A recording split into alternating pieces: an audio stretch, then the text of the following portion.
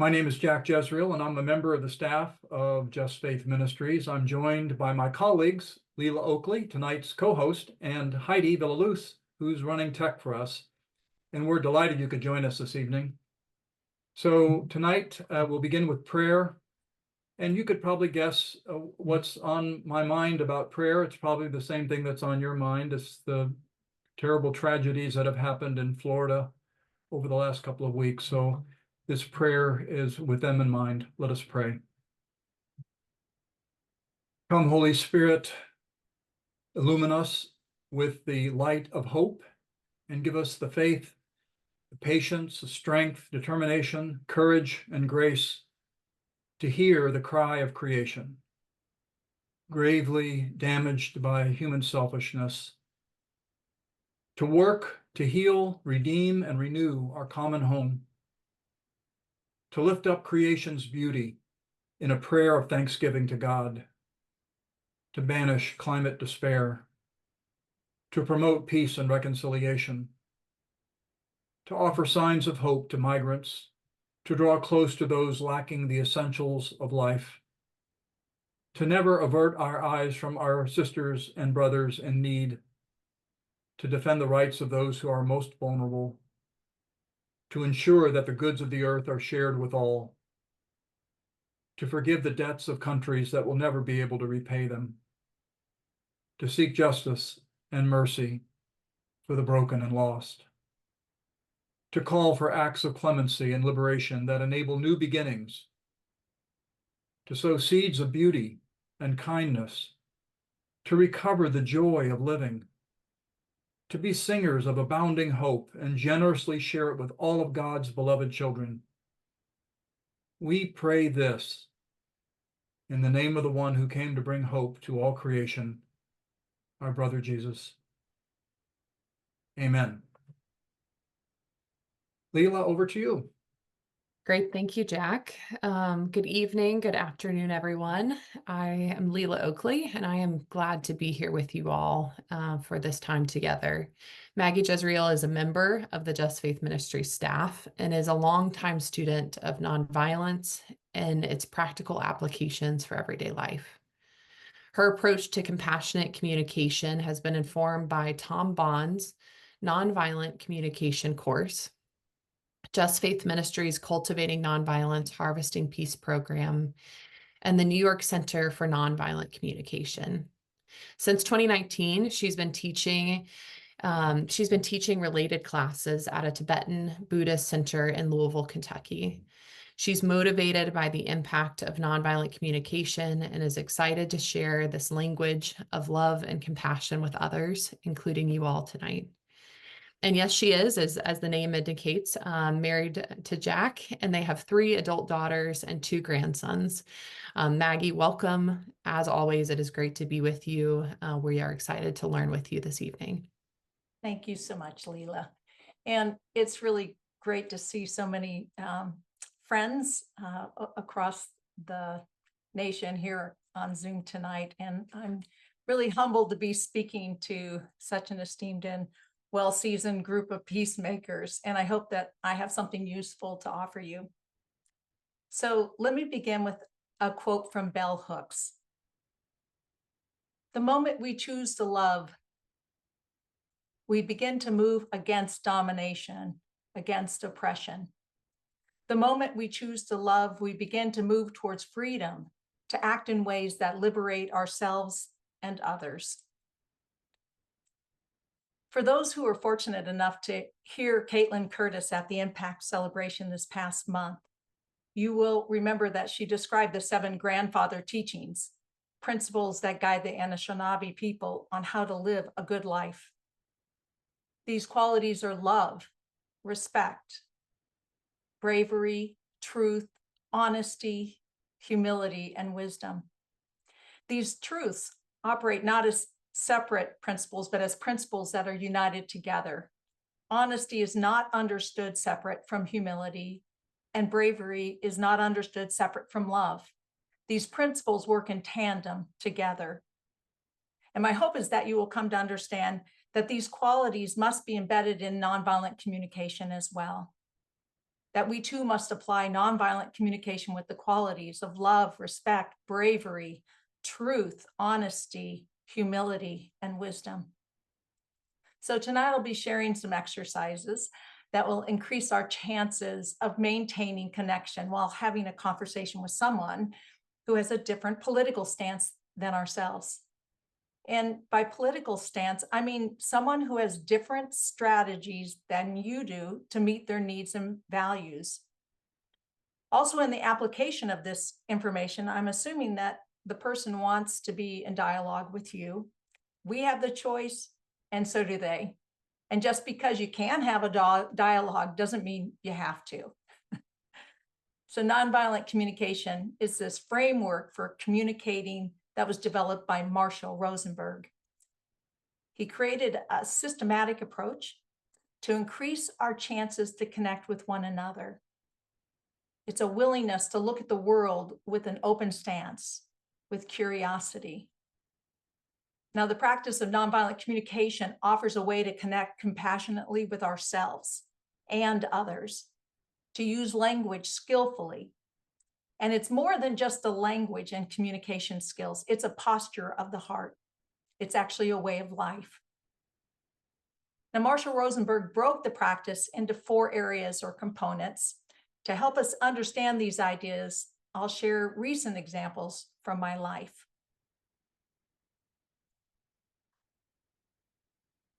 So the first component of compassionate conversation is observation. And observations are factual and intrinsically non-evaluative. So observations are free from judgments and my interpretations. An observation is often the entry point for a conversation that's difficult, where the intention is to address an issue and reach a shared understanding. So it's important that this be an observation free of judgments and evaluations. And so, for example, on a Zoom call with my siblings, they commented on Kamala Harris, and one brother called her evil, and 2 others mispronounced her name. Now that's an observation, and that's free of my judgments and my evaluations.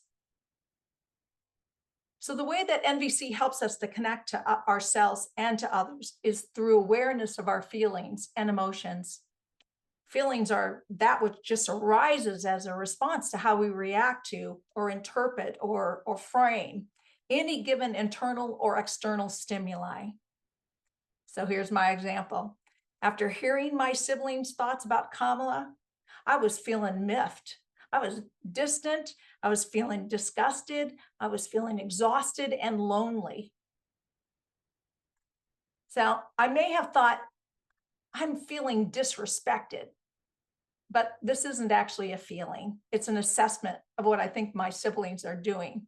But because of our language habits, we often use the word feeling when we really mean thinking. So another example of this might be, I feel like they're not listening, or I feel manipulated. Again, these aren't feelings, but my conclusions about what I think is happening. Now, watch out for those non-feeling words. They masquerade as feelings, but because they disconnect us from our true feelings and needs and can be a barrier to self-connection and connection with others. Now, how our needs are met or not met give rise to feelings. I feel elated because my need for play was met when attending the orchestra with friends. Or I might feel distressed because my values for peace and justice are not met as the war rages on in Palestine and Israel, which leads me to the third component. The third component in Marshall's system are needs. These needs and values which are at the core of compassionate communication. Needs are universal. They're experienced by everyone. In fact, Marshall said, everything we do to meet a need. It's central in our lives. Few examples. I drive my car to work for ease. I walk every day because I value health and beauty of the earth. I work at Just Faith because it gives me a sense of purpose. Do you recognize these needs in your own life? Needs for ease, for health, for purpose? So needs are shared by everyone. When I have a needs awareness, I'm more likely to speak from my heart, to be compassionate. Example, so I tune into my needs about after hearing my siblings say the things they said, and I realize I'm needing respect, and shared reality would be lovely, acceptance, safety, consideration, and community and belonging.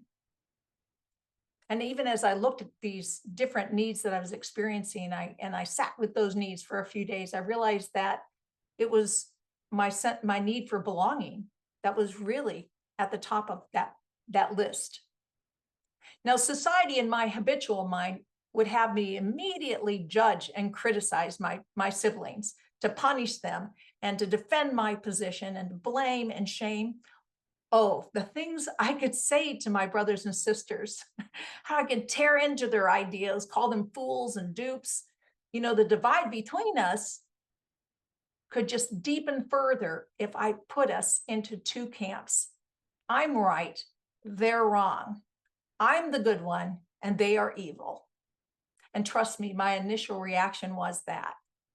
So most of it, if not all of us, have trained in this way of thinking from an early age, that is to judge. And it is with effort that we move towards compassion and empathy and understanding by focusing our attention on feelings and needs instead.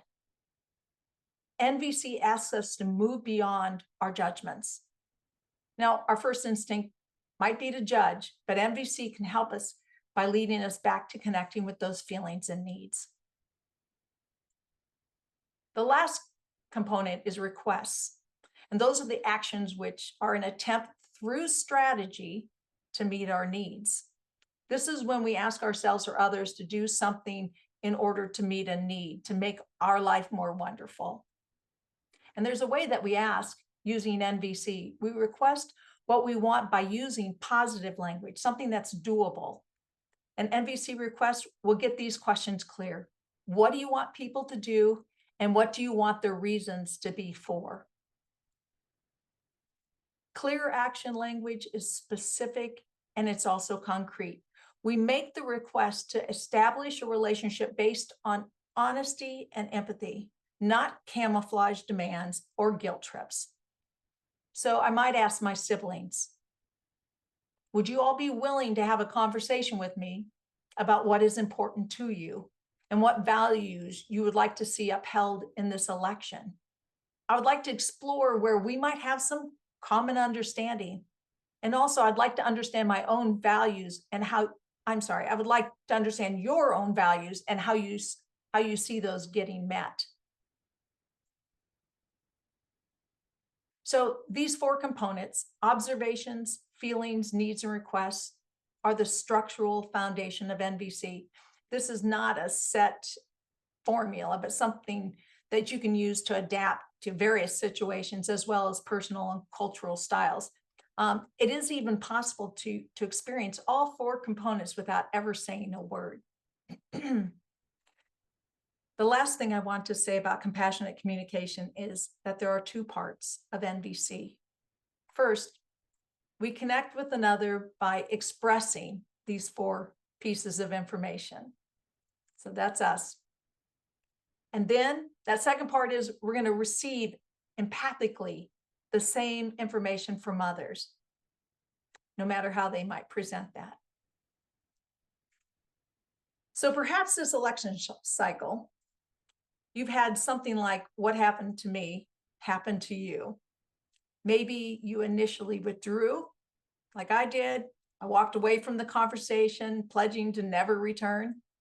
Maybe you jumped into the fray, you debated with all your might, and you were so pleased to be right on all the issues.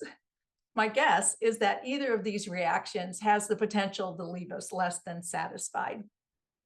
So to help us bridge the divide, to communicate in a way that is respectful and honest, brave and humble, I invite you into an exercise. And this is a tool that can help us slow down and re-examine an event that left us with unmet needs. And so this is where you're going to need your paper and pencil.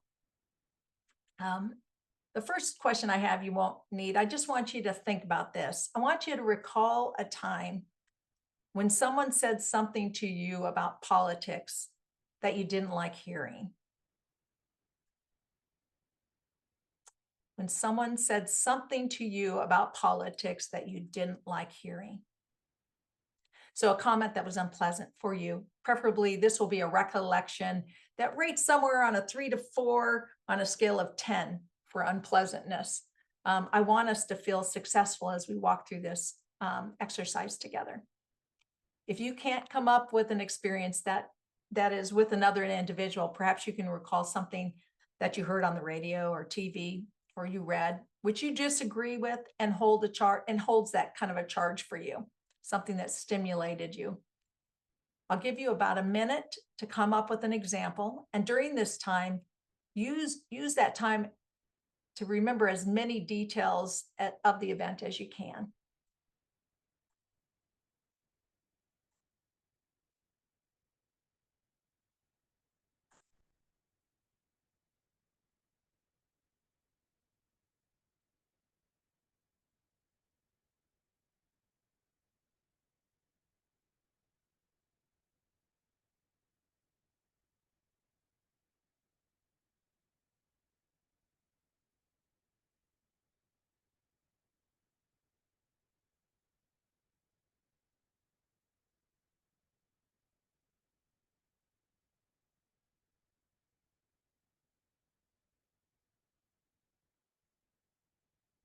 Okay, now I'd like you to write down what the person said. Now, this is our observation. We're not going to be writing about what we thought was behind their message or what our interpretation of it was, but see if you can kind of remember the words that were said. Because this is going to be our headline, more like a headline. We don't need all the details, just a line describing what was said, void of any judgments, any assessments or your opinions. And I know that the temptation is to assess the situation. Like for me, it would be my siblings were disrespectful and mean-spirited. Whereas the observation is my brother called Kamala evil and my sister mispronounced her name. So take a moment to write down the observation. In this case, what the person said.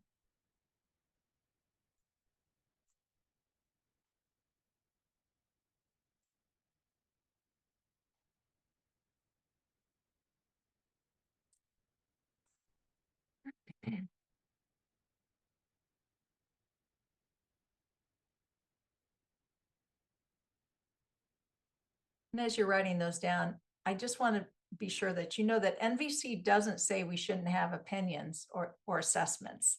It just asks us to keep our observations separate from our assessments and our opinions.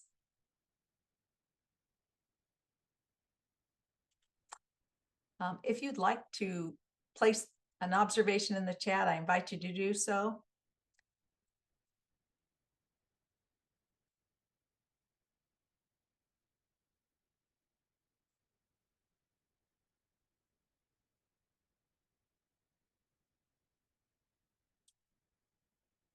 So the next thing I'd like you to write down has to do with feelings. Complete the sentence. When this person said what they said, I felt blank. So here's a list of some feelings just to kind of get your mind moving. It's a list that comes from a much longer list that's on the New York Center for Nonviolent Communication. And I think Leela is going to place a link in the chat. You likely are feeling more than just one emotion. So please write down any that are relevant as you recall the situation. You may be also having some sensations in your body, maybe some tightness in your shoulders, constriction in your throat, maybe you're sweating or your hands are balled up. Notice those sensations, even if it's just to recall it, and jot those down. Those are all part of the feelings, the emotions and sensations.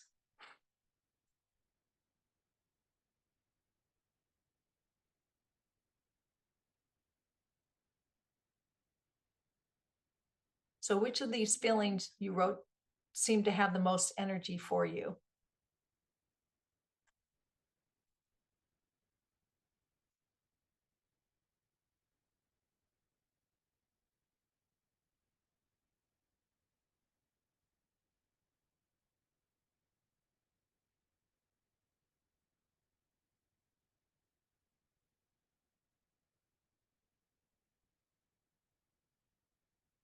So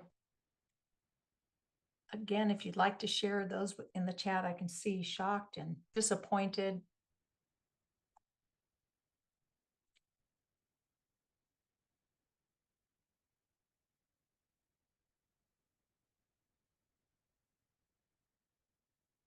Complete the sentence.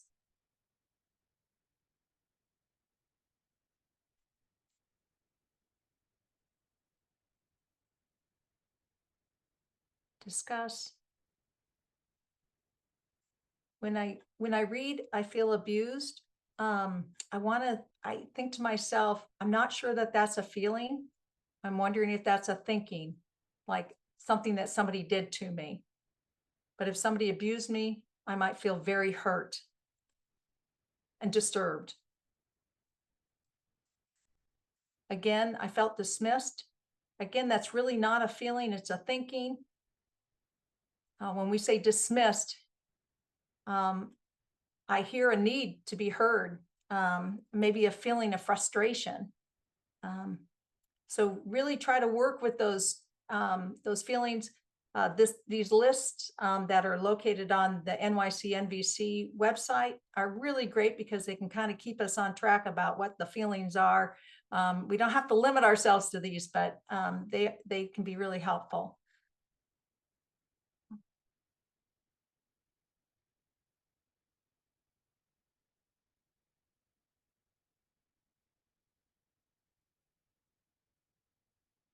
So when the person said what they said, and I felt what I felt, I am needing, and this is a list of needs here for which you can choose. Again, it's a short list, but you might come up with other needs. This is also from the NYC. So what were you needing but not getting when this happened? So those feelings are coming out of this need. What is the need that's underneath those feelings? And again, there may be more than one need that surfaces. And when you have completed your list, maybe circle one or two that you consider most important in this situation. Again, feel free to share in the chat. Harmony and connection.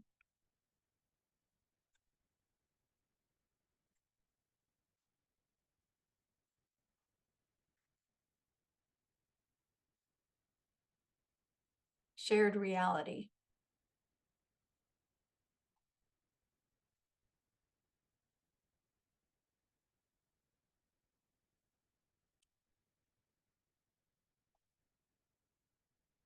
And now we're going to write down a request.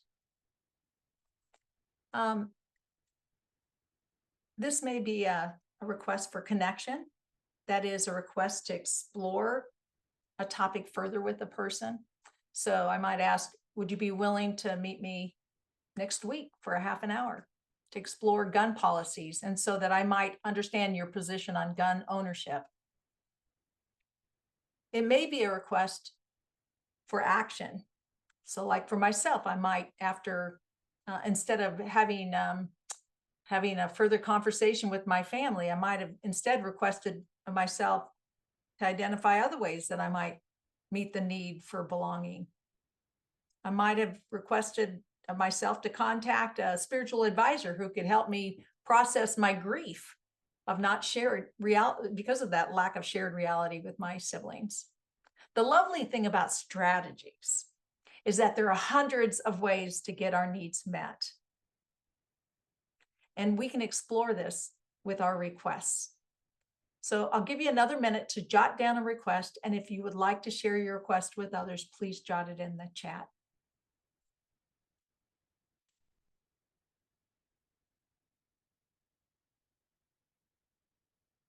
Maybe for complete the sentence, when the person said what they said and I felt what I felt and I was needing whatever it was that I was needing, my request is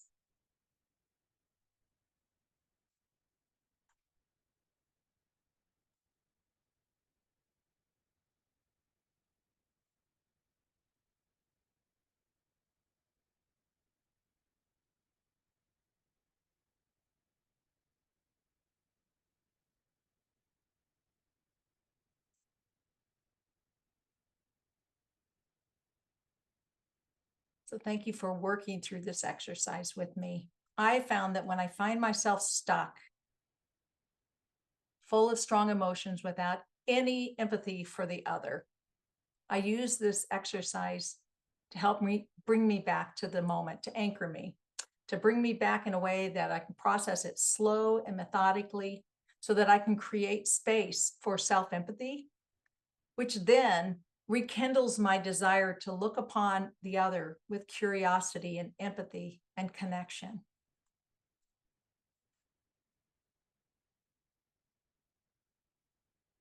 I want to go in a little different direction now. In her book, Beyond Your Bubble, Tanya Israel offers us some guidelines on how to connect across the political divide. She encourages us to ask, what do you hope for through political dialogue? What do you hope for through political dialogue? And so we have a little comic here. For those of you who have, maybe you're on a phone, I don't know if you can see it. It's kind of small, but it's Calvin and Hobbes, drawn by Bill Watterson in 2015.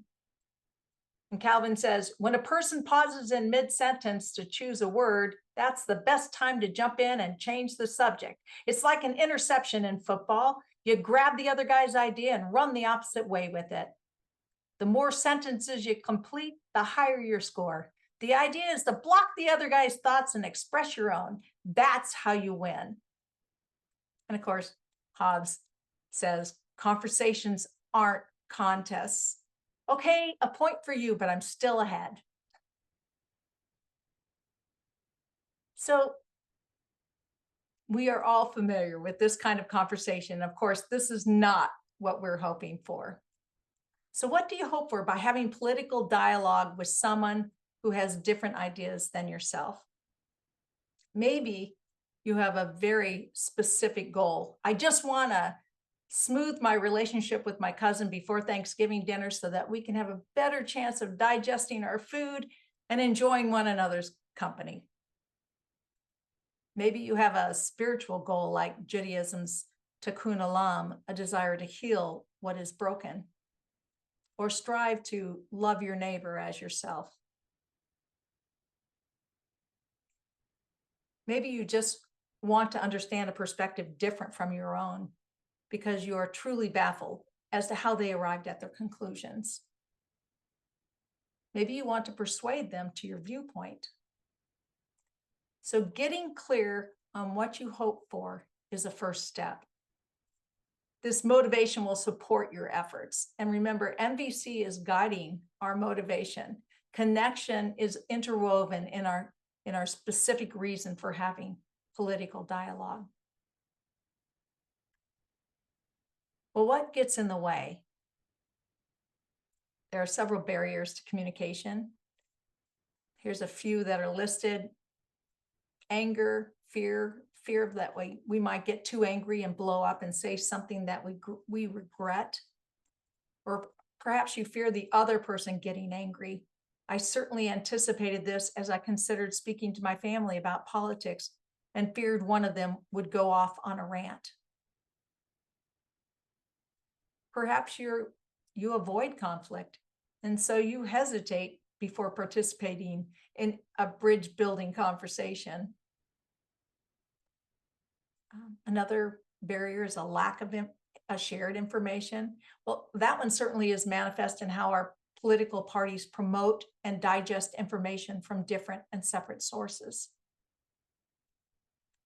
And other barriers include feelings of vulnerability, maybe no desire whatsoever. That is, I just don't want to expend that kind of energy.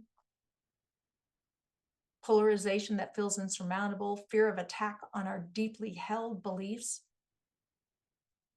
fear of losing a relationship.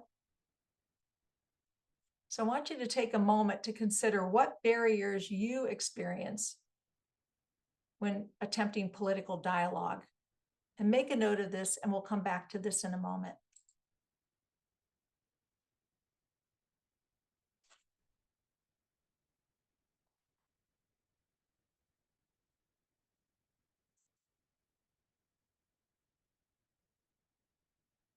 Jezreel also asks us to consider the question, what is the other person like? And what am I like? So these are words that describe how we might view another person or ourselves: knowledgeable, misinformed or uninformed, extreme in their views, moderate in their views, logical, irrational, principled, immoral, hostile. So with regard to dialogue about politics, Tanya Israel suggests that we tend to view the other with opposing ideas as misinformed, extreme in their views, irrational, immoral. Study shows that we overestimate how extreme people really are in their views. We view our opinion as fair and logical, even as we pay attention to information that is consistent with our views and confirm our biases, and then conclude that others are irrational and emotional. We simply want to ask, can we approach the conversation with curiosity and humility, acknowledging that we may misunderstand the other person? Can we listen with the intention of understanding and not as preparation for debate? In order to reach our desired goals, to maintain relationships, understanding others, heal the divide, find common grounds, or reduce stress, we must be willing to understand them and help them feel safe and understood. We'll come back to that last point in a minute, but right now I'd like us to break out into some small groups of 4. In your small group, I want you to respond to these questions. What are your barriers to having a difficult conversation? And how do you view people with political opinions different from yourself? And then we'll go into small groups for about 8 minutes is all, and then we'll be coming back. So use your time, and I hope you each get a chance to speak. All right, well, welcome back. So I'm guessing a few more barriers came up in your conversation, and you probably have time to hear from 1 or 2 people. And if you'd like to jot it down in the chat as well for us to see, love to hear from 1 or 2 of you as well. Maggie, would you like me to make it where folks can unmute themselves? Is that what you're wanting? Oh, yes, that'd be great. If Okay. somebody wants to raise their hand and whatnot, use the little hand function so that Leela will be able to call on you. I see some physical hands. Do you see those, Leela?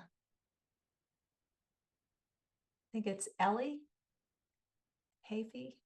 I don't know. Are you Yes. able? One woman in our group was just talking about something that David Brooks said about people who are speaking about something that's totally inaccurate and just really needing to be listened to, but she did not get to finish her statement. I would really love to hear, the rest of what she was going to say, because I really respect David Brooks. Thank you. I So don't know. that person was me, Darlene Watson. And basically, I was talking about facts. Like when somebody says something that is just totally off the wall, like not a fact.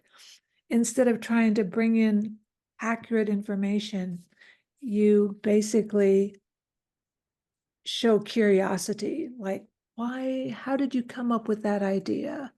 Where did you learn about that? What brings you to that conclusion? Questions like that, instead of saying, well, now the facts are, because you never get anywhere with telling someone the facts when they are giving you misinformation type of thing, and you know the facts. It doesn't work. That's kind of a barrier to conversation. Thank you, Darlene. You know, facts are the most persuasive because they form the foundation of our belief. And that's why lies are so dangerous, especially in the political arena. And we've seen that playing out this week. So thank you for sharing that, Darlene. When we can show that we're interested in the person, we can disagree vehemently and still have a connection with that person by showing interest in them. And so sometimes what we want to do is we might even want to walk it back to the beginning. That is, what is the value that this person is holding around this story that's being told out there?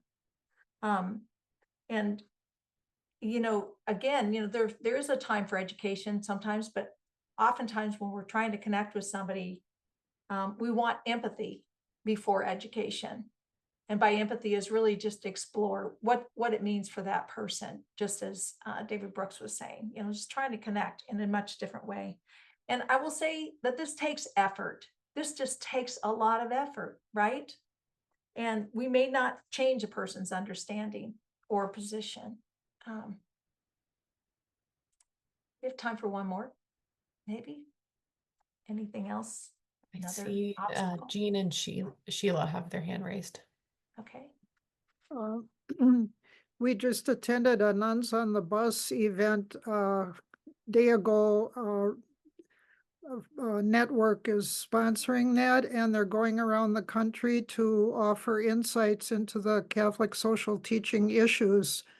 And on the premise that we can't be one issue Catholics. And as I attended, it was a wonderful, insightful, fact-filled event, and told about the plight of many, many vulnerable people, but at the same time pointed to the hope with the legislation that is potentially moving forward and that we can support. And I thought our mistake is we don't invite our friends who have different points of view to join us. I think, again, it was a crowd of people like this crowd talking to the choir. We're pretty much all of one mind and one heart, and we don't offer to invite people who come from a different point of view to attend such an event and just listen for themselves. I think we live in our own bubbles, and that's one of the biggest challenges we have, is to get outside the bubble and invite, not necessarily debate, but invite to come and listen. Thank you. Yeah. Allows people the autonomy and the agency to choose to hear what they hear and digest it through their own hearing. Thank you. I'd like us to do a little exercise together. And this is a meditation to help us to connect to the other. And I find this meditation can be a handy way to prepare mind before engaging with someone with whom I disagree. And so I hope that it will do the same for you. And so I encourage you to get yourself comfortable in wherever you're sitting. Just allow yourself to settle into this quiet. And I invite you to close your eyes or lower your gaze, just whatever's most comfortable for you.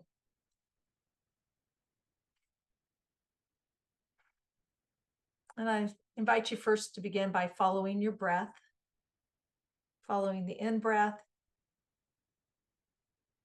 and the out-breath.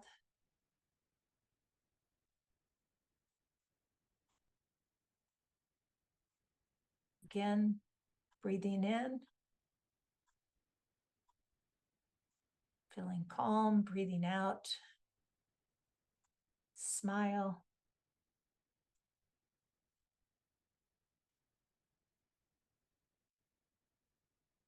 Breathing in, present moment. Breathing out, wonderful moment.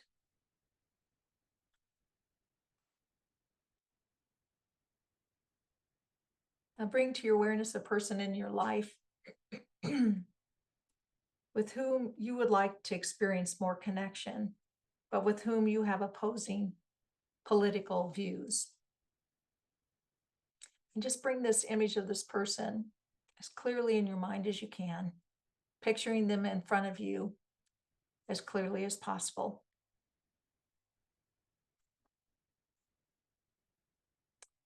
Perhaps person is someone you're having challenge in understanding and feeling distant and would like to experience more connection.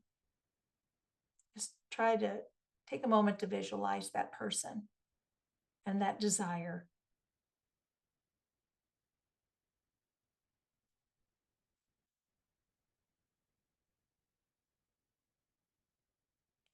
Now, with your attention on that person, say to yourself, just like me, this person is seeking happiness in their life. Just like me, this person is seeking happiness in their life.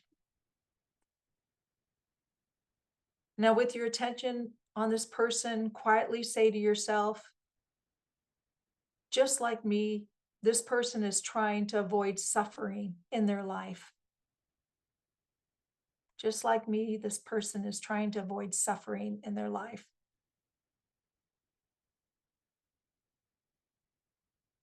Again, keeping focused on this person, repeat to yourself, just like me, this person has experienced sadness, loneliness, and despair. Just like me, this person has experienced sadness, loneliness, and despair.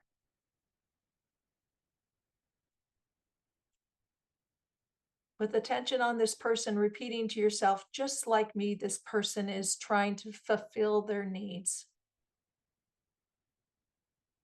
Just like me, this person is trying to fulfill their needs. And finally, one more time, with attention on this person, repeating to yourself, just like me, this person is learning about life. Just like me, this person is learning about life. And recognizing the humanity in the other, consider what you would hope for if you were to have a political dialogue with this person. Is it deeper connection? Is it understanding? Is it discovery or growth, belonging, respect?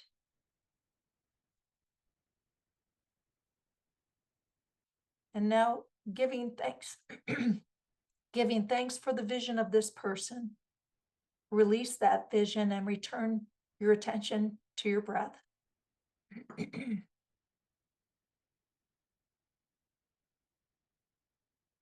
Following your in-breath, following your out-breath.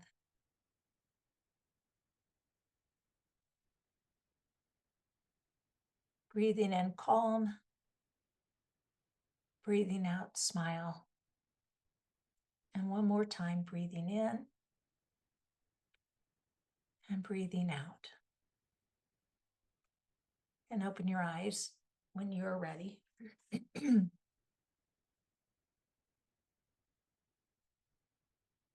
This meditation is a great reminder of what we humans all have in common.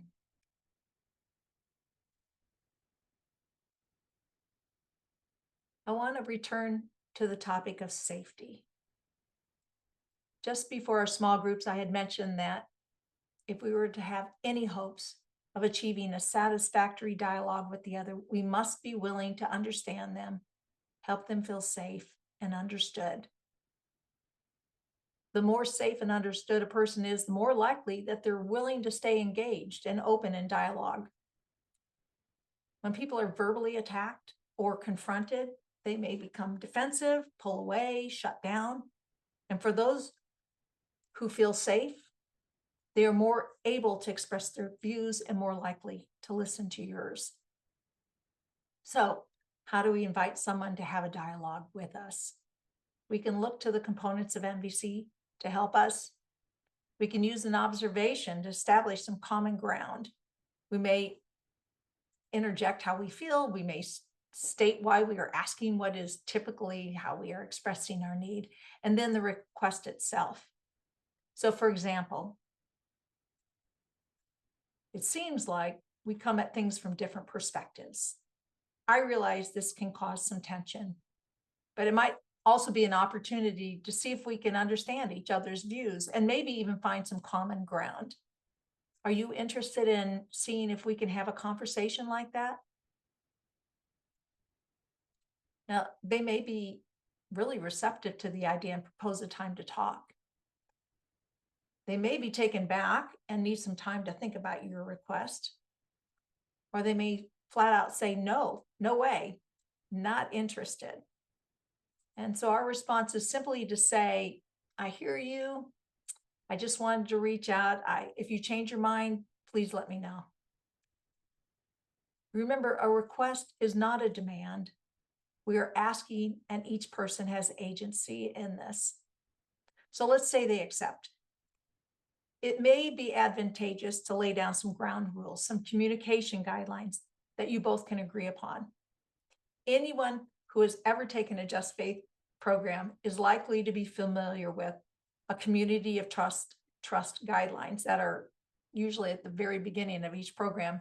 And these guidelines were adapted from Parker Palmer's Circle of Trust Touchstones. And it was those words were adapted by Just Faith graduates, Ann and Tom Johnson. So if you haven't seen them in a while, it's worth revisiting. These guidelines might be a great reminder of how you want to proceed. So once you've gathered and you've welcomed one another and you begin the discussion, you want to employ active listening, which is different from listening in order to respond.